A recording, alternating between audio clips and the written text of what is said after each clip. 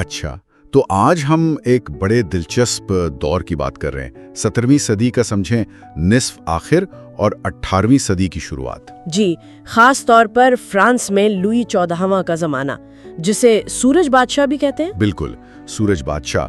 یہ ایک ایسا وقت تھا جب فرانس نہ صرف یورپ میں طاقت کا مرکز بنا، بلکہ ثقافت میں، آرٹ میں، سوچنے کے انداز میں، ہر چیز میں جیسے وہ راہ دکھا رہا تھا۔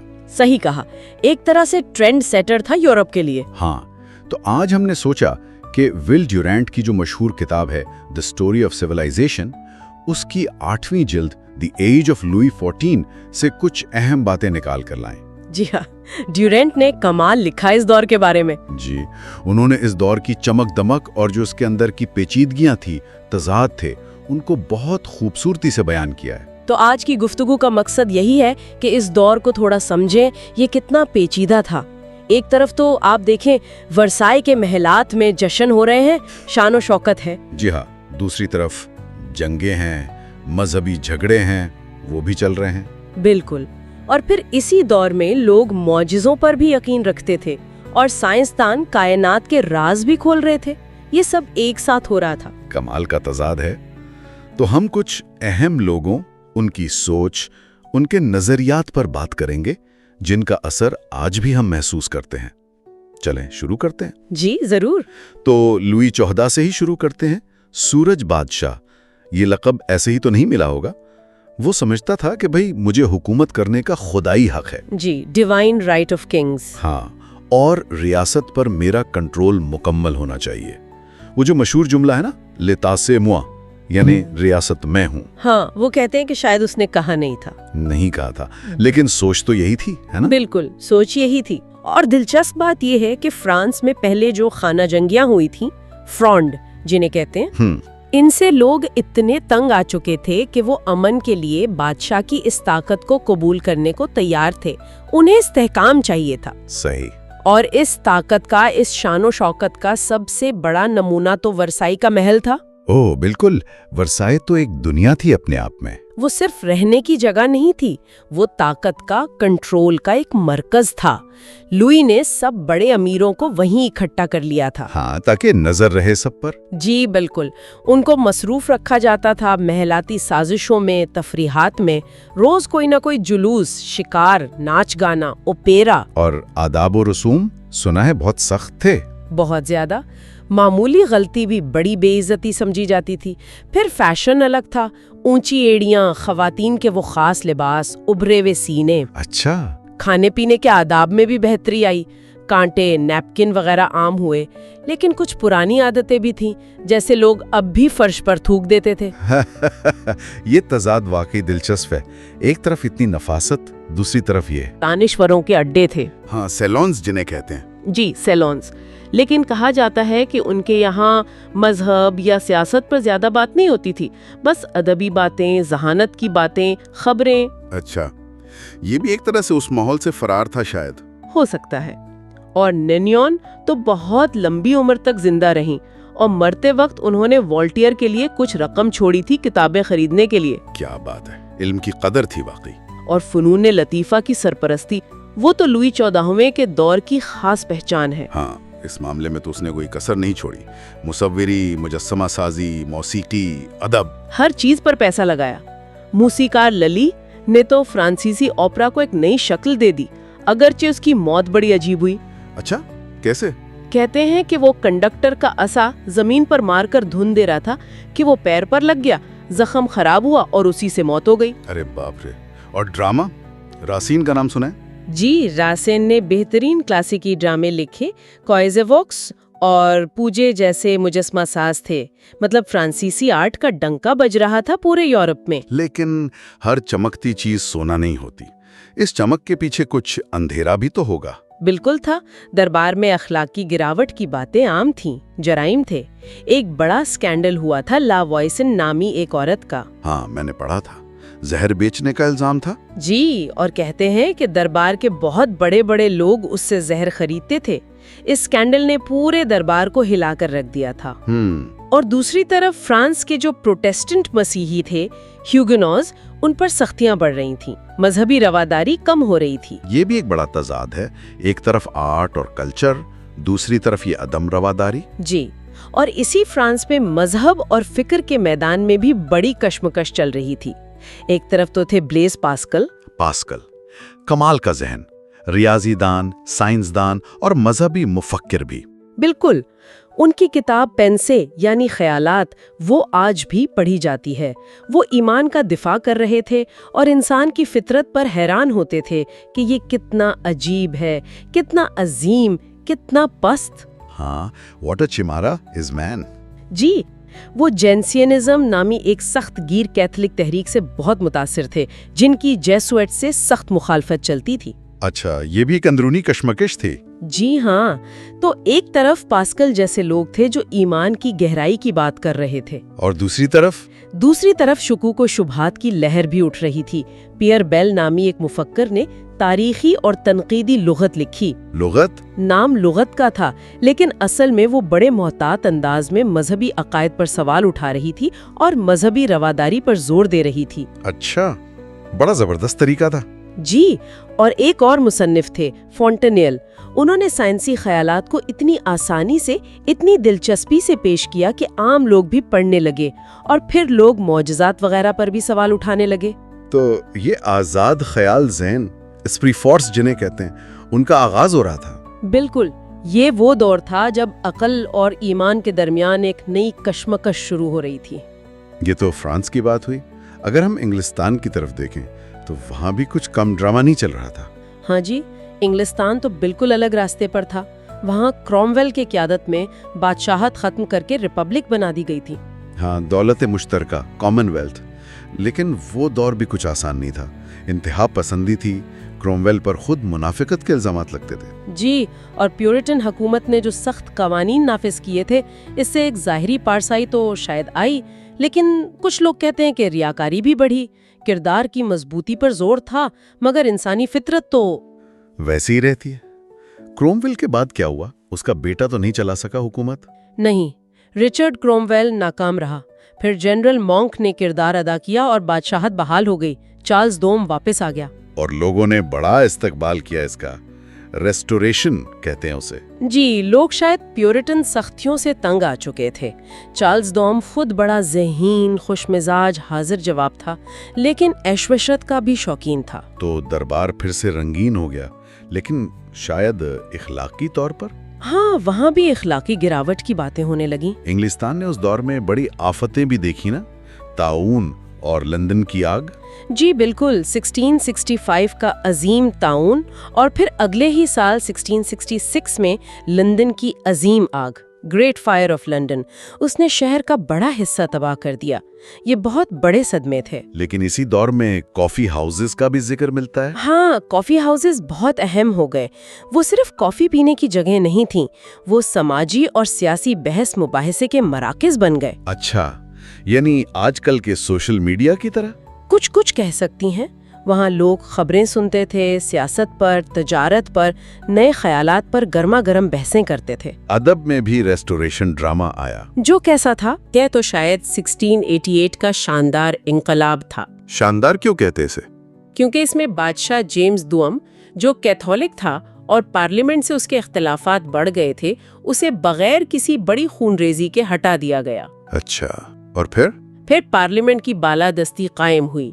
بل آف رائٹس منظور ہوا، جس نے بادشاہ کے اختیارات کو محدود کیا اور عوام کے کچھ بنیادی حقوق تسلیم کیے۔ یہ تو بہت بڑی تبدیلی تھی۔ جی، بہت بڑی۔ ایک ٹالریشن ایکٹ بھی آیا جو پروٹسٹنٹس کو تو کچھ مذہبی آزادی دیتا تھا، لیکن کیتھولکس اور دوسروں کے لیے اب بھی پابندیاں تھیں۔ یعنی مکمل رواداری نہیں تھی؟ نہیں، مکمل نہیں۔ اور اسی دوران وگ اور ٹوری پارٹیوں کی شکل میں جدید سیاسی جماعتوں کی بنیاد بھی پڑ گئی۔ تو کتنا فرق ہے؟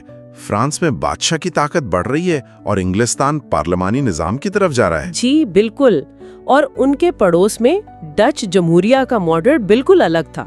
وہ بنیادی طور پر ایک تجارتی طاقت تھے۔ اور وہاں مذہبی رواداری بہت تھی، سنا ہے۔ کمال کی تھی، شاید عملی وجوہات کی بنا پر بھی۔ تجارت کے لیے امن چاہیے ہوتا ہے، مختلف لوگوں کا مل جل کر رہنا ضروری ہوتا ہے۔ اسی لیے وہ پناہ گاہ بن گئی تھی بہت سے لوگوں کے لیے۔ جی ہاں، فرانس سے بھاگے ہوئے ہیگیونوز، انگلستان سے جان لاک جب مشکل میں پڑے، یہاں تک کہ اسپینوزا جسے ہالینڈ سے ہی نکالا گیا تھا، ان سب کو وہاں پناہ ملی۔ اسے یورپ کا اسکول بھی کہا جاتا تھا۔ کیا بات ہے! اور ان کے لیڈر تھے جان ڈی وٹ۔ جی، جان ڈی وٹ۔ وہ امن پسند تھے، لیکن حالات ایسے تھے کہ انہیں جنگوں میں الجھنا پڑا۔ انہوں نے اسپینوزا جیسے مفکرین کی حمایت بھی کی، لیکن انگریزوں سے ان کی تجارتی رقابت بہت شدید تھی۔ یہ تو ہو گئی سیاست اور معاشرت۔ اب آتے ہیں اس دور کی شاید سب سے دھماکے دار چیز پر، سائنسی انقلاب۔ ہاں، یہ تو واقعی ایک انقلاب تھا، اگرچہ یہ کوئی ایک دن میں نہیں آیا تھا، کئی دہائیوں کی کوششیں تھیں اس کے پیچھے۔ اور اس میں اداروں کا بڑا کردار تھا نا، جیسے رائل سوسائٹی لنڈن میں اور پیرس میں اکیڈمی دے سائنسز۔ بالکل، یہ اجتماعی کوشش تھی۔ سائنسدان مل کر کام کرتے تھے، تجربات کرتے تھے، اپنے نتائج ایک دوسرے کو بتاتے تھے، ان پر بحث کرتے تھے۔ سائنسی جرائد شروع ہوئے، جیسے فلسافیکل ٹرانزیکشنز اور جرنل دے سوانس۔ ان سے خیالات پوری دنیا میں پھیلنے لگے۔ اور دریافتیں تو بس دماغ گھما دینے والی ہو رہی تھیں۔ فلکیات میں کیا ہو رہا تھا؟ کیسینی نے زحل کے مزید چاند اور حلقوں میں خلا دریافت کیا۔ ہیلی نے پیش گوئی کی کہ ایک دمدار ستارہ واپس آئے گا، جو بعد میں آیا اور اسے ہیلی کا دمدار ستارہ کہا گیا۔ اچھا، وہی مشہور والا۔ جی، روشنی کی رفتار ناپنے کی کوششیں ہوئیں، اس کی نیچر پر بحث ہوئی کہ یہ لہر ہے یا ذرہ۔ ہائیگنز لہر تھیری دے رہے تھے، نیوٹن ذراتی تھیری۔ لیکن نیوٹن کا اصل کام تو فزکس اور ریاضی میں تھا نا، پرنسپیا میتھمیٹکا۔ پرنسپیا، وہ تو ایک سنگ میل ہے، 1687 میں شائع ہوئی۔ اس میں نیوٹن نے حرکت کے 3 قوانین دیے اور سب سے بڑھ کر عالمگیر کشش ثقل کا نظریہ پیش کیا، جس نے یہ بتایا کہ سیب کیوں گرتا ہے اور سیارے کیسے گھومتے ہیں۔ بالکل، کہ ان سب کے پیچھے ایک ہی قوت کشش ثقل کام کر رہی ہے۔ اس نے کائنات کو سمجھنے کا ایک نیا فریم ورک دے دیا، جیسے کائنات ایک عظیم مشین ہو جس کے قوانین دریافت کیے جا سکتے ہیں۔ اور کیلکولس کا کیا معاملہ تھا؟ نیوٹن اور لائبنز کا جھگڑا؟ جی، یہ بھی اسی دور کی بات ہے۔ نیوٹن نے انگلینڈ میں اور لائبنز نے جرمنی میں تقریباً ایک ہی وقت میں الگ الگ کیلکولس ایجاد کیا۔ بعد میں اس پر بہت تنازع ہوا کہ کس نے پہلے کیا۔ اچھا، تو سائنس صرف آسمانوں اور ستاروں تک نہیں تھی، زمین پر کیا ہو رہا تھا؟ زمین پر بھی بہت کچھ۔ حیاتیات میں لیوین ہوک نے اپنی خوردبین سے ایک پوری نئی دنیا دیکھ لی، بیکٹیریا، چھوٹے جاندار، مائکروبز۔ جی، رابرٹ ہوک نے پودوں میں خلیے کا لفظ استعمال کیا۔ جان رے پودوں اور جانوروں کی درجہ بندی کر رہے تھے۔ طب میں سڈنم جیسے ڈاکٹرز بیماریوں کو سمجھنے کے لیے مریض کے براہ راست مشاہدے پر زور دے رہے تھے، نہ کہ صرف پرانی کتابوں پر۔ یعنی عملی تجربے کی اہمیت بڑھ رہی تھی۔ بالکل، یہاں تک کہ ٹیکنالوجی میں بھی بھاپ کے انجن کی بالکل ابتدائی شکلیں سیوری اور نیو کومن نے اسی دور میں بنائی تھیں۔ اور شماریات کا بھی آغاز ہوا۔ جی، گرانٹ اور پیٹی نے لندن میں پیدائش اور اموات کے اعداد و شمار جمع کر کے تجزیہ کرنا شروع کیا۔ تو یہ سائنسی سوچ ہر طرف پھیل رہی تھی، اس کا اثر کیا ہوا عام زندگی پر؟ بہت گہرا اثر ہوا۔ اس نے لوگوں کے سوچنے کا انداز بدلا، اقلیت پسندی بڑھی تو ہم پرستی کم ہوئی، تعلیم پر، صنعت پر، حتیٰ کہ زبان اور ادب پر بھی اس کے اثرات آئے۔ دنیا کو سمجھنے کا ایک نیا، زیادہ میکینکی، زیادہ قابل پیشگوئی طریقہ سامنے آ رہا تھا۔ تو ایک طرف سائنس کائنات کے راز کھول رہی تھی، دوسری طرف فلسفہ بھی بڑے سوالات سے نبردآزما تھا۔ جی ہاں، فلسفے کے میدان میں بھی عظیم ذہن کام کر رہے تھے۔ انگلستان میں تھامس ہابز نے لیوائتھن لکھی، جس میں انہوں نے کہا کہ انسان فطری طور پر خود غرض ہے۔ جی، اور فطری حالت میں سب کی سب سے جنگ ہوتی ہے، اس لیے امن قائم رکھنے کے لیے ایک بہت طاقتور، مطلق العنان حکمران ضروری ہے۔ لیکن پھر اسی انگلستان سے جان لاک آئے، جنہوں نے بالکل الٹ بات کی۔ بالکل، لاک نے کہا کہ انسان کے ذہن پیدائش کے وقت ایک خالی تختی کی طرح ہوتا ہے، علم تجربے سے آتا ہے، اور سب سے اہم، لاک نے فطری حقوق کا نظریہ دیا۔ زندگی، آزادی और जायदाद का हक। जी, और कहा कि हुकूमत का मकसद इन हुकूक की हिफाजत करना है। अगर हुकूमत ये नहीं करती तो अवाम को उसे बदलने का हक है। ये बहुत इनकलाबी ख्यालात थे। हाँ, इनका असर तो अमेरिकी और फ्रांसीसी इनकलाबात पर साफ नजर आता है। बिल्कुल, हॉब्स और लॉक दोनों एक ही दौर में, एक ही मुल्क में, मगर कितनी मुख्तलिफ सोच। और फिर थे स्पिनोजा, जिन्हें उनकी अपनी यहूदी बिरादरी ने निकाल दिया था। जी, स्पिनोजा का फलसफा बहुत मुनफरिद और गहरा है। उनकी किताब एथिक्स ज्योमेट्री के अंदाज में लिखी गई है। और उनका बुनियादी ख्याल क्या था? खुदा बराबर फितरत। जी, जिसे पैंथीज्म कहते हैं, कि खुदा और कायनात एक ही हकीकत है। हर चीज पहले से तयशुदा कवालीन के तहत हो रही है, यानी जबरियत। तो फिर आजादी कहाँ है? एस्पिनोजा के नज़दीक हकीकी आज़ादी इस बात को समझने और कबूल करने में है कि हम इस अजीम कायनाती निज़ाम का हिस्सा हैं। वजह के ज़रिए ही हम आज़ादी पा सकते हैं। उन्होंने बाइबल पर भी तनकीद की और कहा कि हकीकी ज़हनी सुकून खुदा की अक़ली मोहब्बत, यानी कायनात के निज़ाम को समझकर उससे हम आहंगी पैदा करने में। ये तो बहुत गहरी बातें हैं। जी, और उस जमाने के लिहाज से बहुत रेडिकल भी, इसीलिए उन्हें बहुत मुश्किलात का सामना करना पड़ा। और लाइबनिट्स, वो जर्मनी में थे? जी, लाइबनिट्स भी एक बड़ा नाम है। उन्होंने मोनार्ड्स का नजरिया दिया, जो कायनात की बुनियादी इकाइयां हैं, और एक पहले से कायम हमाहंगी का तसव्वुर दिया। उनका एक मशहूर और मुतनाज़ा ख्याल ये था कि ये दुनिया तमाम मुमकिना दुनियाओं में बेहतरीन है। अच्छा, ये तो बड़ा ऑप्टिमिस्टिक नजरिया है। जी, जिस पर बाद में वोल्टेयर ने तंज भी किया। और फिर आयरलैंड में बिशप बर्कली थे, जिन्होंने कहा कि मादी दुनिया है ही नहीं। हाँ, उनका आइडियलिज्म कि चीज़ों का वजूद हमारे इदराक पर मुनहसर है।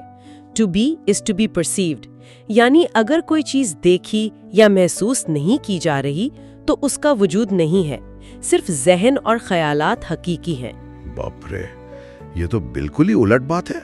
जी, तो आप देखें कि फ़लसफ़े में भी कितने मुख्तलिफ और बुनियादी सवालात उठाए जा रहे थे। हकीकत क्या है, हम कैसे जानते हैं, मुआशरा कैसा होना चाहिए। तो अगर हम इस पूरे दौर को समेटें तो ये वाकई तजादात से भरा हुआ था।